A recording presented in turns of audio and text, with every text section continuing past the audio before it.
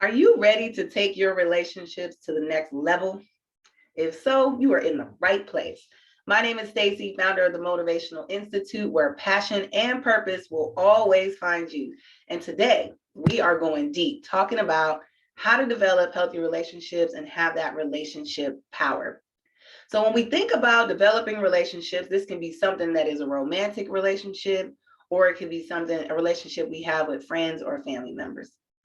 And the first place that we should start is asking yourself, what type of relationship do I have with me? And I actually heard Iyanla Van Zant say that once. What's your relationship with you? So I'm going to share just kind of like 5 bullet points as to how we can build relationship power. And again, we are going to be taking a deep dive today. So if this kind of hits you some type of way, it's okay. It's all good. Give yourself grace. So number one, in order to have relationship power, we must understand our identity. Now, our identity is thoughts, feelings, beliefs, actions, etc. Believe it or not, our identity starts in utero. It starts before we even take our first breath. When our mother is carrying us in her womb, that identity is developed. Parts of your identity are genetic, which means it's passed on to you from other generations. And it also states that our identity is subconscious. It's something that's developed. Well, if it's genetic, then it's subconscious because it's something that we don't even really think about. And sometimes we're not even aware of it. So give people a break. If it's something about them that's rubbing you the wrong way, give them a break. It might be subconscious. They don't even realize it. Okay, it's stored in our body. Another important thing to think about when we're talking about identity is, where does it come from? And the first relationship that we have, besides your relationship with God, the Creator, Jesus Christ, or whoever you call God, the first relationship is with our mother. Okay, the woman who carried us in her womb. That's the very first relationship. Whether your mother has been in your life, like mine, for 41 years, holla, love you, mommy. Or if your mom was not capable of taking care of you and the only relationship you have with her was one day in the hospital, okay? That's still your template. That is the template that you'll have for, and that sets the stage for every relationship that you will have in your life. Take a deep breath. I know, just sit on that one for a second, and it's okay. That might be a little bit painful for some of you, but I just want you to know we're with you. You are not in this alone. And the more that we understand and the more that we know, the more we grow. The better your relationships are going to be when you can have this knowledge. Okay. So first, we have to understand our identity. Second, understand what we need. What do you need in a relationship? Have you ever really asked yourself that? People ask you all the time, what are you looking for? What do you need? Okay, I'm not talking about no surface level stuff. I'm talking about getting down into the nitty gritty. What do you need? And if you're not sure, think about what your mother needed when she carried you in her womb that she didn't get. This could have been access to food, shelter, water, stability, safety, trust, nurturing, all these kinds of things. Because if there was unmet needs that she had, I guarantee you're going to have the same unmet needs. If you were born early, premature, some of your first interactions in the hospital were, believe it or not, painful and traumatic. Now, you don't remember that because it's stored in a different part of your body. But your first interactions were not healthy, nurturing touch. So if that was the case, or if you were in an abusive environment, then you may be seeking out that physical touch or that nurturing. You might be seeking out comfort through affirmation. So this is kind of like into the love languages, words of affirmation and encouragement. You might be seeking out service, someone giving you care, or maybe you're a giver and you like to give care, or you may be looking to receive care. I'm sorry. Okay. This could be acts of service, but whatever it is, identify or try your best to just really think about what it is that you feel that you need. When you have this, you feel secure, you feel good. Now, let me just pause here because I want to throw this one in. And Abraham Hicks says this all the time. It is not anyone's job to meet your needs. Ooh, I just said that to myself. It's no one's job to meet your needs. It's our job to do that. Okay. Because what happens is if someone comes in, and this is Pastor Teray said this, and meets a need and fills a void, is now a codependency. It's a codependent relationship, which means once that person is out of the picture, I'm now incomplete, you know, and still going back into seeking something. So just think about that. Okay. It's not the person's responsibility to fill those needs, but understand to the best of your ability what your needs are. And then ask yourself, is the relationship that you are in with others causing you to compromise who you are, causing you to compromise your values, your beliefs?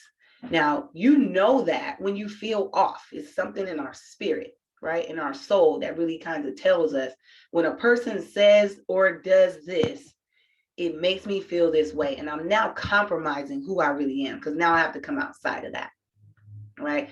This could be something that somebody says that hurts your feelings. This could be something that someone does. Now, if you're in a physically abusive or any type of abusive relationship, please seek out professional help. Okay, number one.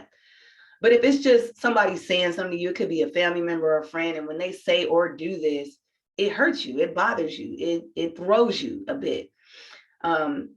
That opportunity might be presenting itself to you because you need to stand up and face it. That's the only way it's going to go away. You need to conquer it. Or else you're still going to continue to experience this because you continue to keep compromising who you are. And the inner you is saying, put a stop to it, please. Stop allowing people to treat you this way, because then it goes back to your worthiness, what you feel that you're worthy of, and you will accept things that you shouldn't. Okay, so that's the compromise. And then when it comes to relationship power, it's so important for us to give. It's so important for us to give because we get what we give. We really do. We get what we give. So what are you giving? What are you offering in a relationship? And do you have the capacity to give someone what it is that you are actually seeking? Maybe you don't. That's okay. Sit on that. We all don't. I don't. You know, that's why I'm here. And so you don't have that capacity to give that, but you're building that up. You're working on that, right? And in life, it's a journey. You know, it's a journey. It's not about the destination. It's about the journey. And that's what this is. So figure it out what it is that you have to offer, what you have the capacity to offer, and what you can give to someone in a relationship. And then the last one here is just, and not just, but it's a big one, is thinking about gratitude, because relationships are everything, and all relationships have meaning, and they have purpose, and they have value, you know? So be grateful in the relationships that you have, even though they may be seasonal, because some of these relationships need to end. Some are a lifetime, a season, a moment, whatever that is. Understand what those are and just be willing to say, I'm going to hold on or I'm going to let go. That's really important. If a relationship is becoming too hard for you to manage, it may be time for you to let that relationship go or change how you're responding in that relationship. But they all have purpose. Okay, so that's my final point. And then I just want to end with this one. And TD Jakes. Wait, before I go into TD Jakes, I wanted to say one more thing. Ask yourself what you're also seeking in others. So I talked about what you need, but what are you seeking? Because what you're seeking is also seeking you.